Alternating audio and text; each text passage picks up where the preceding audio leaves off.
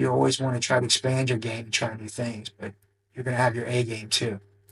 So I'm not going to get very much with him there because his weight is back so far. I see as I lifted him up. It's just more of a thing to let him be aware.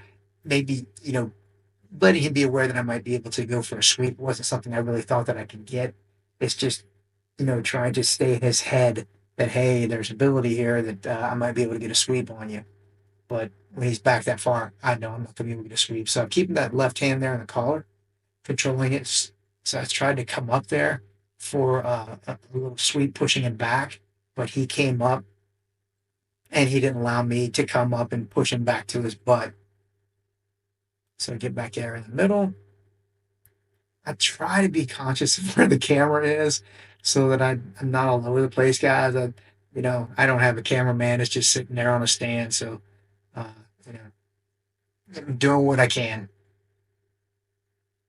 So keeping the grip there in the collar is a great controlling his posture. And if he tries to go really hard one way or the other, it allows me to limit his movement and maybe pull him off balance, which is what you want to do to make that Kazushi. If I can get his hands on the mat, then his hands aren't on me and also can take the weight off his legs. So I'm trying for a loop choke there, was not able to get it. I'm still keeping the collar grip, which I really like. Now I'm using my feet to just make wedges. And possibly I might be able to come inside, pull him to me, and maybe get to a leg entry because both of my legs are inside.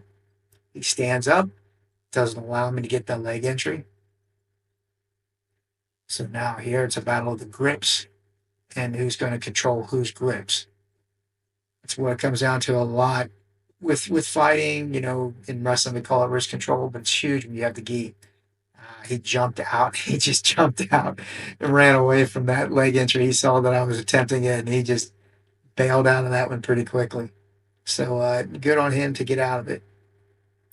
So now he's looking to possibly do a leg lock on me. I'm keeping him close because he wants to sit back, and if I keep him close, then I'm not having to worry about the leg lock.